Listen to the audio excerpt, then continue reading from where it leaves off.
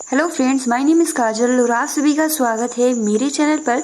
और आज के इस वीडियो में हम डिस्कस करने वाले हैं यूपीडीएलएड फर्स्ट सेमेस्टर सब्जेक्ट मैथ। ठीक है, और हम आप सभी को बता दें कि ये इकाई 7 का पार्ट 2 है, जिसमें हमने डिस्कस जो आपको इस चैप्टर से जानकारी प्राप्त होगी उसमें हमने डिस्कस किया था भिन्न संख्या का ज्ञान, दो राशियों की तुलना करने का ज्ञान, ठीक है, प्रतिशत का अर्थ संकेत का ज्ञान, और हमारा एक टॉपिक शेष रह गया था। आज की इस वीडियो में हम क्लियर करेंगे।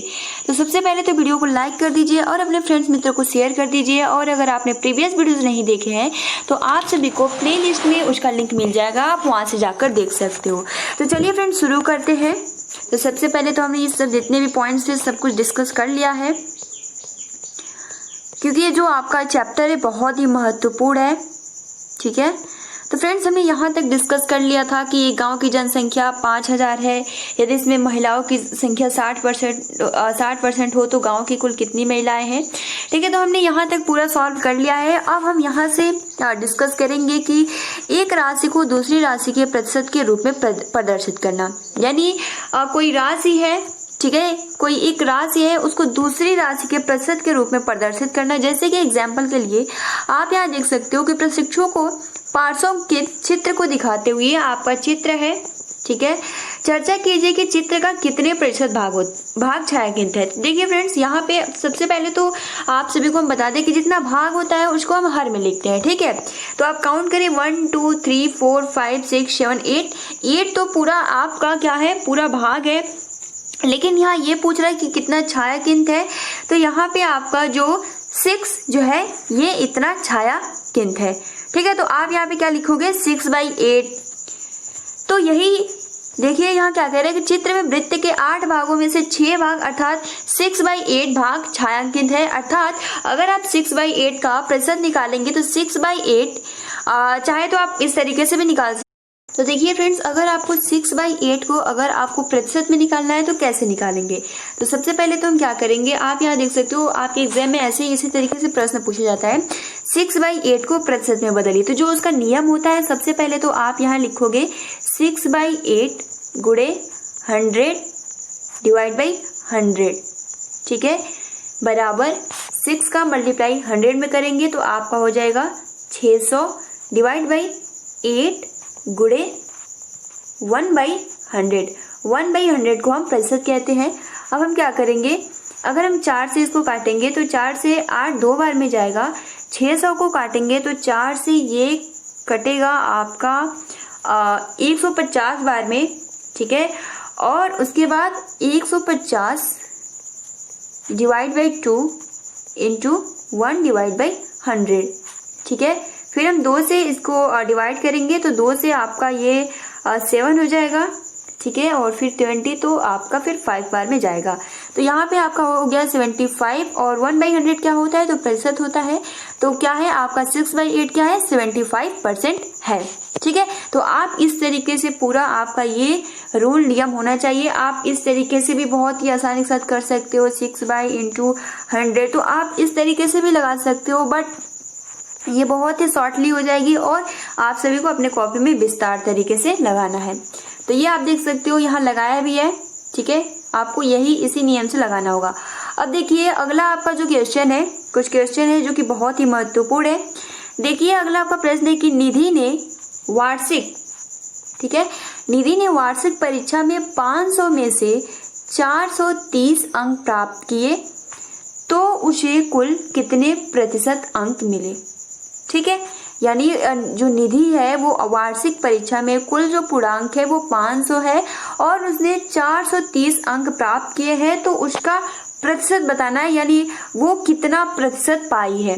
ठीक है, अगर इस तरीके से सवाल आप सभी को पूछा जाए तो आप सिंपल किस तरीके से लगा सकते हो। सबसे पहले तो आप विस्तार से लिखोगे कि जो निधि है वार्षिक परीक्षा में 500 नंबर पाई है, 500 नंबर पूर्णांक है, ठीक है, उसमें से उसने 430 नंबर पाया है, तो इसका प्रतिशत क्या होगा। ठीक है, यही सवाल है। तो देखिए अब हम इसको कैसे लगाते हैं। अगर उसने 500 में से 430 नंबर पाया है तो सबसे पहले तो हम बटे में जो आपका पूरा पूर्णांक है 500 हम लिखेंगे, ठीक है, नीचे 500 रहेगा और जितने अंक उसने प्राप्त किया है उसको हम ऊपर लिखेंगे और हमको प्रतिशत ज्ञात करना है तो हम मल्टीप्लाई 100 से कर देंगे। अब आप यहाँ देख सकते हो कि 0 से 0 कट जाएगा, उसके बाद 5 से ये 430 भी कट जाएगा। तो अगर आप इसको काटते हो तो 5 एकम 5 और ये आपका कट जाएगा 430, 8 और 6। ठीक है, तो ये आपका कट गया। अगर आप 86 का मल्टीप्लाई 5 में करेंगे तो 430 आ जाएगा। ठीक है, अब देखिए आपका क्या आ गया, तो आपका यहाँ पे 86% यानी उसने जो आपकी निधि वार्षिक परीक्षा में है उसने 500 में से, यानी जो उसका वार्षिक परीक्षा था उसमें उसने 86% नंबर पाए हैं। क्या हमारा ये सही है या गलत? इसको अगर आप जांचते हो तो किस तरीके से, अगर हम 86% का अब हम 430 कैसे ला सकते हैं? तो देखिए अगर वही पूछ देता कि निधि ने 500 में से 86 नंबर पाई है तो उसका कितना अंक है, इस तरीके से भी प्रश्न पूछता है। तो फ्रेंड्स यहाँ पे होगा कि उसने 500 में से कितना पाया है, तो 86% पाया है, तो कुल कितने अंक उसने प्राप्त किए। जैसे कि आप सुनते भी होंगे, देखे भी होंगे, बहुत सारे ऐसे स्टूडेंट होते हैं कि वो नंबर नहीं बताते हैं, सीधे अपना परसेंट बताते हैं, या फिर बहुत सारे ऐसे स्टूडेंट हैं जो अपना नंबर बताते हैं बट परसेंट नहीं बताते। तो आपको दोनों मेथड पर पता होना चाहिए। तो देखिए उसने 500 में से 86% पाया, तो 500 गुणे 86% जब हटेगा तो नीचे 100 आ जाएगा, 0 से 0 कट जाएगा और 86 का मल्टीप्लाई अगर हम 5 में करेंगे, ठीक है, देखिए 86 का मल्टीप्लाई अगर हम 5 में करते हैं तो ये आपका 0 आ जाएगा, 3 हासिल, और 5 का मल्टीप्लाई 8 में करेंगे तो 40, और 40 में 3 को ऐड करेंगे तो 43, यानी 430 हमारा बिल्कुल आंसर सही है। यानी 430 निधि ने अंक प्राप्त किए, और यही पूछा था 430 अंक प्राप्त किए तो उसने कितने परसेंट पाए। तो आप सभी को बहुत ही आसानी से समझ में आ गया होगा। चलिए फ्रेंड्स, अब हम नेक्स्ट प्रश्न देखते हैं। तो देखिए अगला आपका प्रश्न है कि इसको हम थोड़ा शॉर्ट कर देते हैं ताकि आप सभी को दिखे।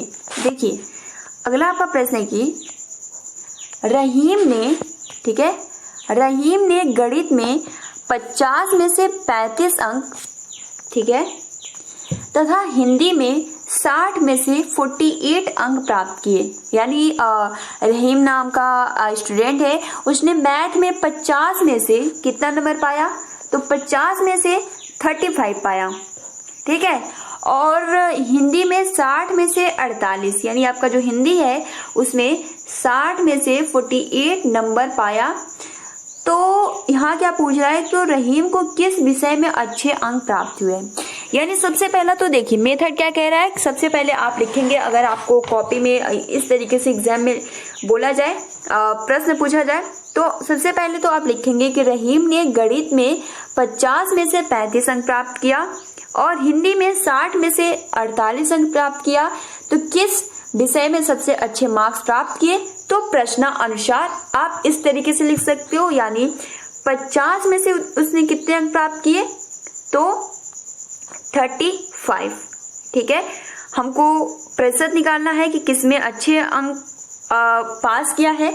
तो सबसे पहले तो हम गुणा 100 से करेंगे, ठीक है, 0 से 0 कट जाएगा, फिर हम यहाँ ये 5 से 35 7 बार में जाएगा, 7 का मल्टीप्लाई 10 में कर देंगे तो हमारा क्या आ गया, 70%। तो ये तो क्या अभी मैथ का है। अब हम हिंदी की बात करते हैं।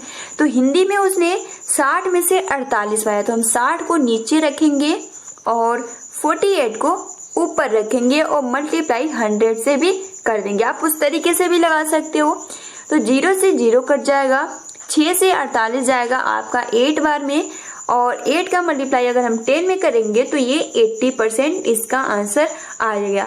अगर हम इसकी तुलना करते हैं तो आपको क्या लग रहा है, इसमें मैथ वाला ज्यादा परसेंटेज है या फिर हिंदी वाला? तो फ्रेंड्स साफ दिख रहा है जो आपका हिंदी वाला है, रहीम ने हिंदी में 80% मार्क्स लाए हैं। तो यहाँ पे आपका हिंदी में अच्छे मार्क्स आए हैं, ठीक है। अब देखिए अगला आपका प्रश्न है कि एक परीक्षा में 80% शिक्षार्थी उत्तीर्ण हुए यानी पास हो गए। यदि परीक्षा में 1600 शिक्षार्थी बैठे हो तो कुल कितने शिक्षार्थी उत्तीर्ण हुए हैं। देखिए सेम जो हमने फर्स्ट प्रश्न देखा वही प्रश्न है। अब इसको हम कैसे सॉल्व करेंगे, जैसे कह रहा है कि एक परीक्षा में 80% शिक्षार्थी उत्तीर्ण हुए, यदि परीक्षा में 1600 शिक्षार्थी बैठे हो तो कुल कितने शिक्षार्थी, यानी 1600 में से 80% कितना होगा। सिंपल यही है ना। तो देखिए 1600 में से यानी 1600 का 80% आप सभी को निकालना है। तो ये सबसे पहले तो आप विस्तार से पूरा लिखोगे प्रश्नानुसार। उसके बाद तो देखिए 1600 का 80% यानी 1600 का मतलब गुणा 80% यानी 80%, नीचे हटेगा यानी 100, 0 से 0 आपका कट जाएगा। 16 का मल्टीप्लाई 8 में करके देखते हैं कितना आता है। तो 16 का मल्टीप्लाई 8 में करते हैं तो आपका आएगा यहाँ पे हो जाएगा आपका 8, ठीक है, क्योंकि 16 8 छक 48 होता है। और फिर 8 एकम 8 में 4 को ऐड करोगे तो 12, 1 0 है तो हमारा 1280 आ गया। अब जो पास हुए हैं उनकी संख्या 1280, यानी जो शिक्षार्थी पास हुए हैं 1600 में से उनकी जो संख्या है वो 1280 है। बट क्या हमारा ये क्वेश्चन सही है, तो हम इसकी अब जांच करेंगे। यानी 80% जब पास हो गए हैं तो 20% क्या है, फेल है। तो हमारा मतलब 1280 तो पास है। अब देखिए किस तरीके से निकालेंगे, यानी अब हम क्या करेंगे, आपका जो 1280 क्या है, पास है।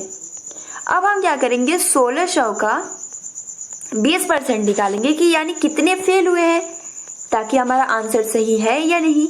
तो देखिए 20% हो गया और परसेंट हटेगा तो नीचे 100 आएगा, 0 से 0 कट जाएगा। 16 का मल्टीप्लाई 2 में करेंगे तो आपका 32 आ जाएगा, यानी 320, ठीक है। अब देखिए जो फेल हुए हैं 1600 में से वो 320 है। अब हम क्या करेंगे 1280 में 320 को ऐड करेंगे, देखते हैं कि कुल उतने जो शिक्षार्थी हैं वो आ रहे हैं या फिर नहीं। तो 320 को हमने इस तरीके से ऐड करा, 0 8 और 2 कितना होता है 10, हासिल 1, 3 2 कितना होता है 5, 5 और 1 6 और 1। तो फ्रेंड्स यहाँ पर जो आपका क्वेश्चन में पूछा था कि कितना शिक्षार्थी है 1600, और आप सभी का आंसर भी 1600 आ गया, यानी आपका आंसर बिल्कुल सही है। 80% यानी आपके 1280 ऐसे शिक्षार्थी है जो कि 1600 में से पास है, और अगर फेल पूछा होता तो उसमें से 300 ऐसे स्टूडेंट है जो कि फेल हो गए हैं, ठीक है। तो ये आपको इस तरीके से सवाल पूछा जाता है एग्जाम में, तो आप सभी को बहुत ही आसानी के साथ समझ में आ गया होगा। अब देखिए अगला जो आपका मेथड है कि बढ़ा हुआ एवं घटा हुआ, यानी कभी बढ़ जाता है मूल्य कभी घट जाता है। तो इस तरीके के सवाल भी एग्जाम में पूछे जाते हैं। तो इस तरीके के सवाल आप किस तरीके से लगा सकते हो, तो चलिए फ्रेंड्स हम जानते हैं। तो सबसे पहले तो इसके बारे में कुछ देख लेते हैं। क्या कह रहा है कि आजकल के परिवेश में दिन प्रतिदिन मूल्यों में वृद्धि व कमी होती रहती है। इन कमियों और वृद्धि को निम्न उदाहरणों द्वारा भली भांति समझा जा सकता है।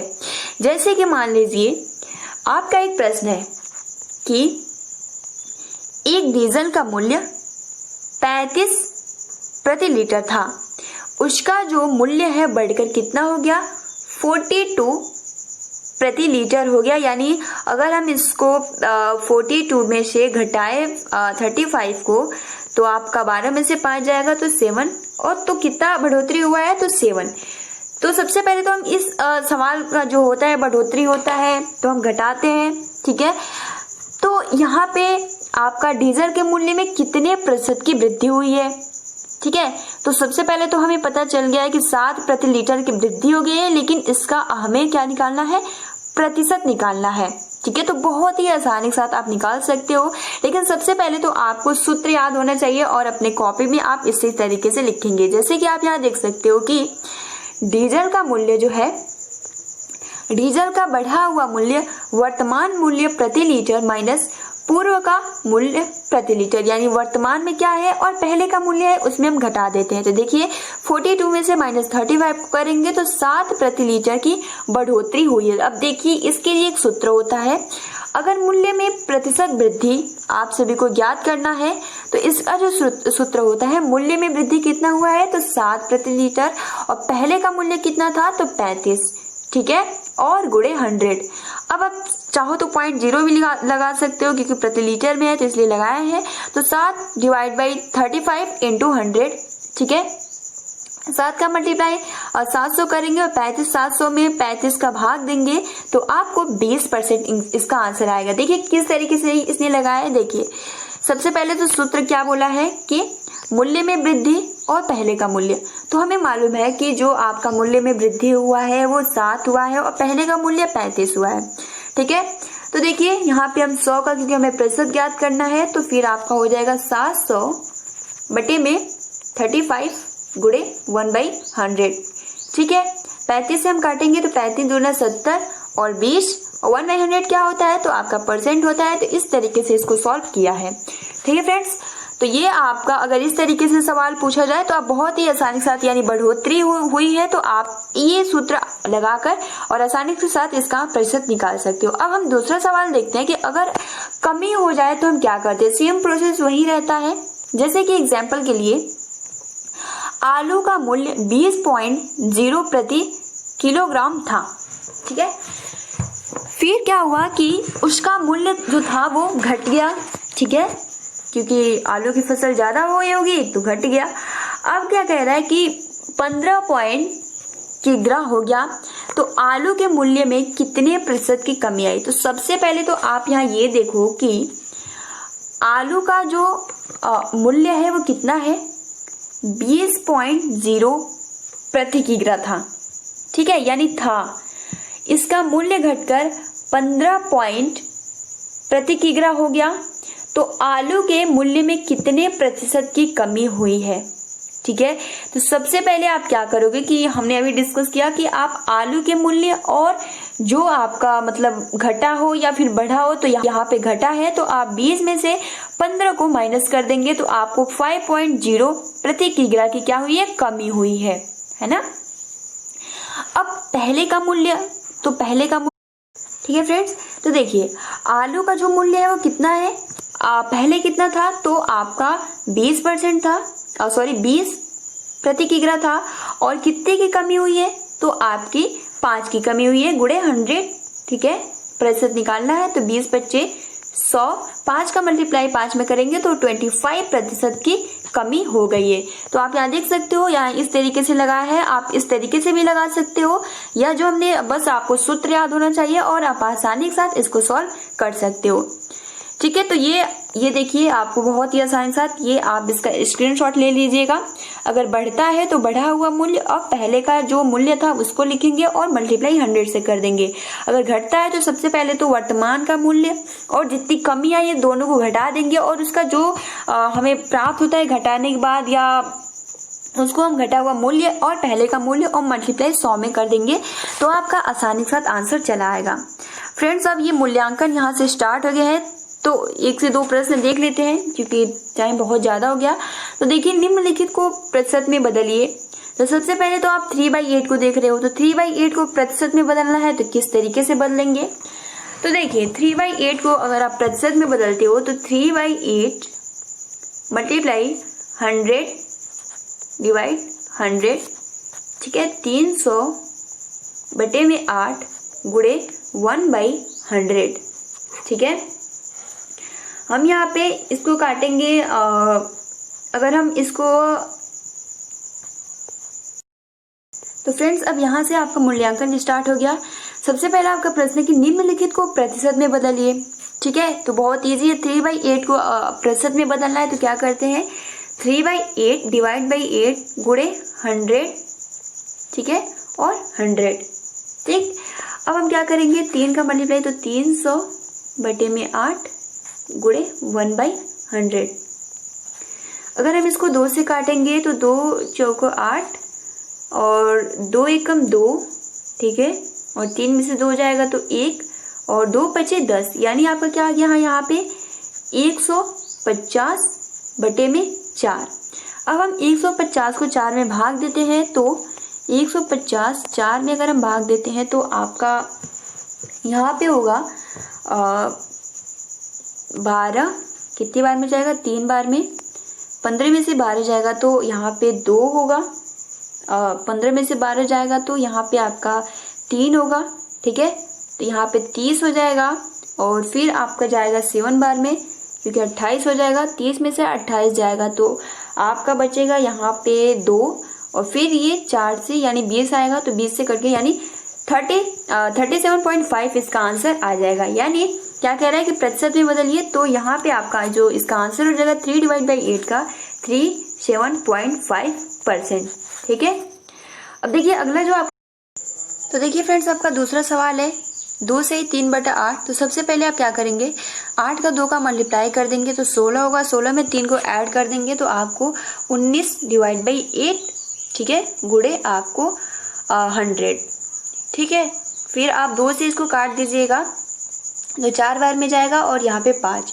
19 में आप 50 का मल्टीप्लाई कर देंगे तो आपको 950 आएगा, ठीक है। और 950 का आप 4 में डिवाइड कर देंगे तो आपको जो प्राप्त होगा वो प्राप्त होगा 273.5। आप खुद भाग देकर देख लीजिएगा, इतना ही आंसर आएगा। दूसरा आपका जो सवाल है वो ये है कि 2/25 को आप हल कीजिए, ठीक है।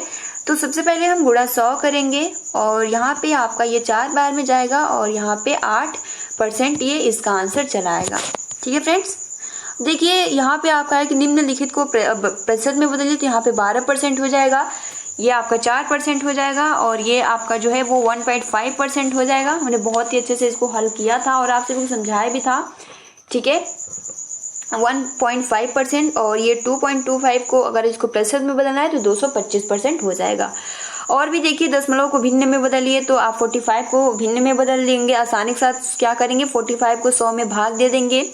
अगर 24.5 को भी डिवाइड भाग में देना है, ठीक है फ्रेंड्स। तो और जितने भी प्रश्न शेष रह जाते हैं हम इसको कल के वीडियो में बहुत ही अच्छे से डिस्कस करेंगे कि आप देख सकते हो बहुत ही महत्वपूर्ण ये प्रश्न है।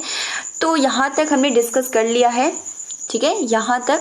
अब हम कल तीसरा से स्टार्ट करेंगे और उसमें बहुत ही अच्छे से डिस्कस करेंगे। तो फ्रेंड्स आज हमने बहुत ही महत्वपूर्ण जितने भी प्रश्न थे सीखे, ठीक है। तो फ्रेंड्स आज के लिए इतना ही। वीडियो को लाइक कर दीजिए और अपने फ्रेंड्स मित्रों को शेयर कर दीजिए। Thanks for watching, take care and best of luck.